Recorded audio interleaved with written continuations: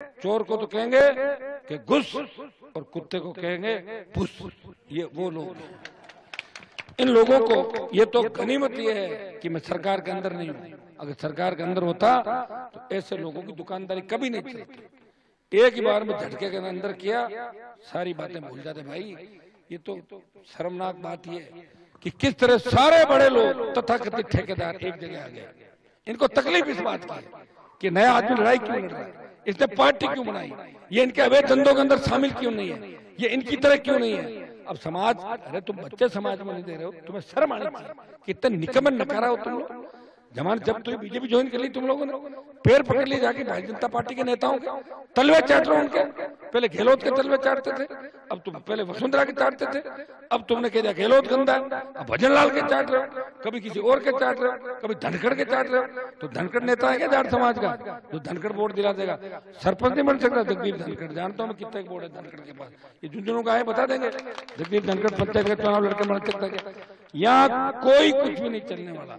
यहाँ सब लोगों ने संघर्ष देखा है, मुझे लड़ते हुए देखा है, मुझे सत्ता को ठोकर मारते हुए देखा है।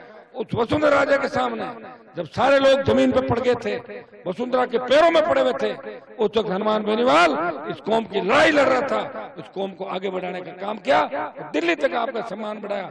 भाइयों भूलो मत कि किसान आंदोलन में सत्ता मैंने छोड़ी थी। मैं चाहता तो दलालों की तरह इधर उधर करके सत्ता का सुख भोग सकता था। अभी मैं इंडिया अलायंस का हिस्सा बनाऊं, मैं चाहता तो मोदी के साथ आ जाता, दे देते सीट मुझे। कौन चाह रहा था? ये दलाल हैं, ये आ जाए गांव में बात करे तो इनको ये जवाब जरूर पूछना, तुम हो क्या और कहां तुमने चुनाव कराए, कौन सी तुम्हारी महासभा है और कौन सा तुमने आरक्षण दिलाया? हम नहीं थे क्या आरक्षण दिलाना में? तुम नहीं दिलाया क्या? अकेलों ने नहीं थे उस समय जब गाड़ियां भर भर के ले जा रहे थे।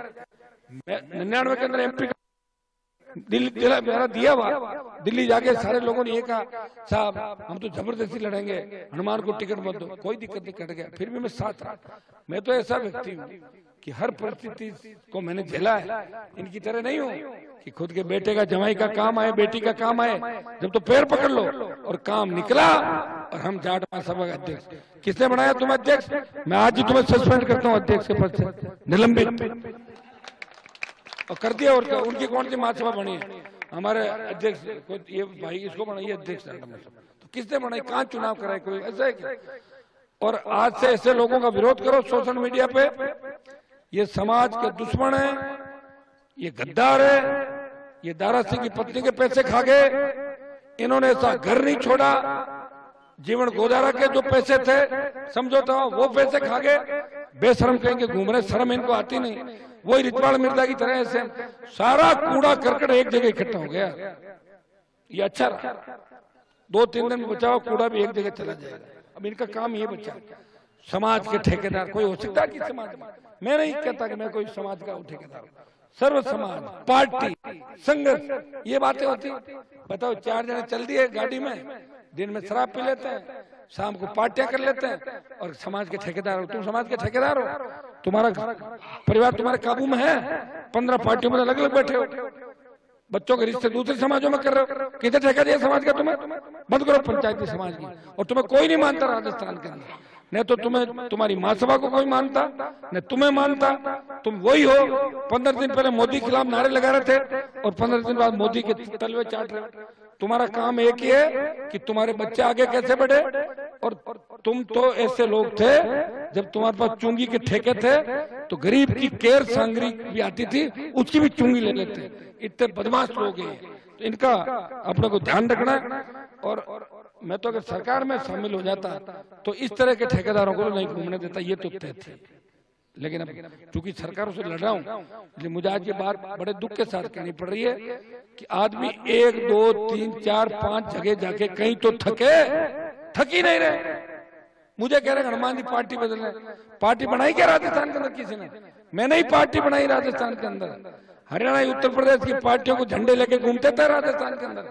ये जो राजस्थान की मर्दानगी साबित की है लोकसभा के अंदर, हनुमान बेनीवाल ने की है। सत्ता को ठोकर मारी और राजस्थान का सम्मान देश में बढ़ाया।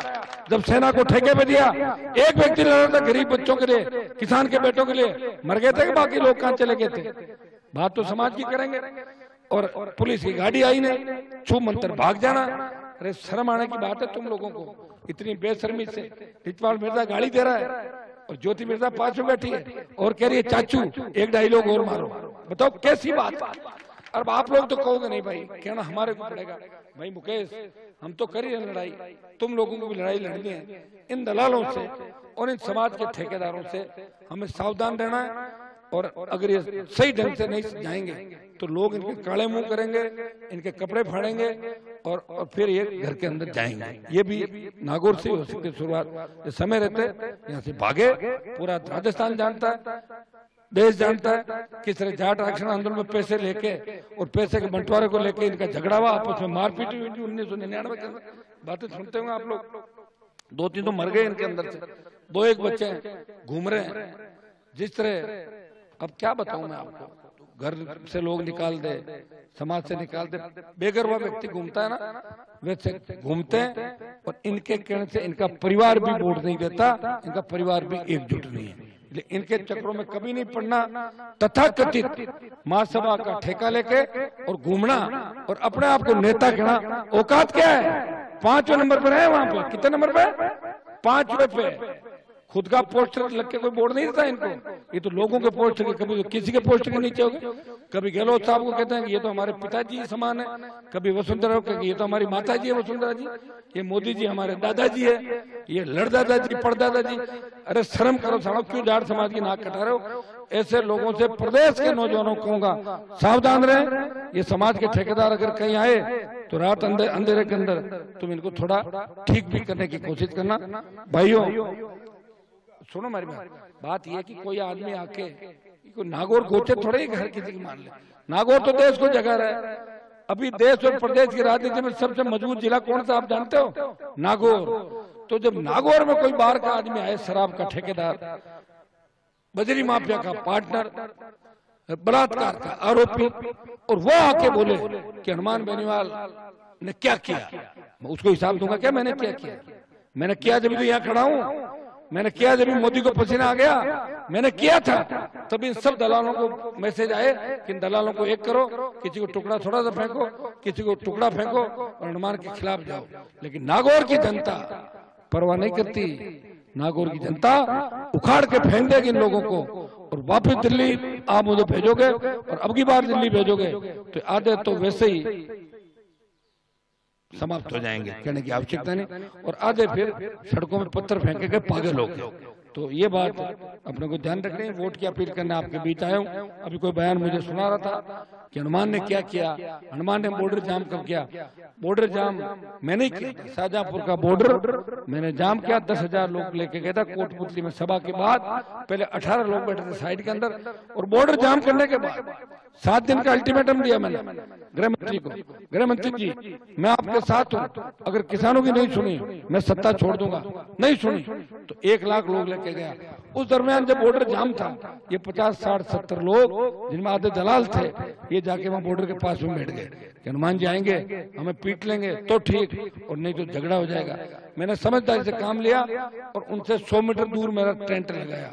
ये तो खाना भी उन लोगों को खाते थे। सरदार जो खाना लाते थे ना, लंगर, ये तो रोटी भी लंगर की खाते थे, खुद की रोटी भी नहीं खाते थे। मैंने जो धरना दिया वहां 70 दिन बैठा रहा। मैं थोड़े कह रहा हूँ 11 महीने बैठा था। 70 दिन धरना दिया और 100 रुपए नहीं मांगे। और अच्छा खाना बनता था बच्चों के, सारे हमारे खाते थे। हम हमारे यहाँ पे लोग खाना खाते थे, इनकी तरह लंगरों में रोटी नहीं खाते थे। बताओ किस तरह गंदे लोग हैं। इन गंदे लोगों से ध्यान रखो आप। ये वो गंदगियां हैं, ये कैंसर से भी ज्यादा खतरनाक लोग हैं। इनको दूर भगाओ। गलती से आप ही जाए, इनकी बातों की तरफ ध्यान भी देना। भाई बड़ी मुश्किल से आप लोगों को चढ़ा के यहाँ तक लाए। कभी कभी पीड़ा हो जाती है।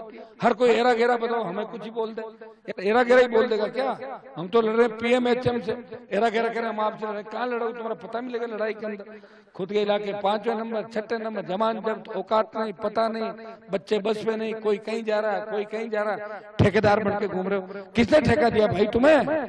तुम्हारी कोई हैसियत नहीं है, कोई तुम्हें नहीं मानता। और तुमने कौन सा आरक्षण दिलाया था जाट समाज को? हम थे उसके अंदर सबसे आगे, बलिदान मैंने दिया था। सबसे नया जो यूनिवर्सिटी का प्रेसिडेंट नेता था वो राजस्थान के अंदर घूम रहा था, हजारों लोग थे। और गोली चल जाती और लड़ लेते आपस में, फिर ये रह जाते क्या वहां पे? जिस तरह गुजरों ने लड़ाई लड़ी, अगर उस तरह की लड़ाई लड़नी पड़ती राजस्थान में तो ये लोग नजर ही नहीं आते, हम ही दिखते रोड को। ऐसे लोगों से हमें सावधान रहना। 5-5, 7-7 बार इस नाम से वोट ले लेना, बार बार बेचना और बार बार धंधा करना, ये बिजनेस करने वाले लोग हैं, इनका अपने को ध्यान रखना है, इनकी बातों में आना नहीं। और बड़े लोग कभी नहीं चाहेंगे कि दूसरी पीढ़ी के लोग आगे आए। अब मैं आगे आ गया, मैं चाहूंगा कि मुकेश, दूसरी पीढ़ी जो हमसे थोड़े बाद के यूनिवर्सिटी के नेता, ये बच्चे आगे बढ़े, फिर तीसरी पीढ़ी आगे बढ़े।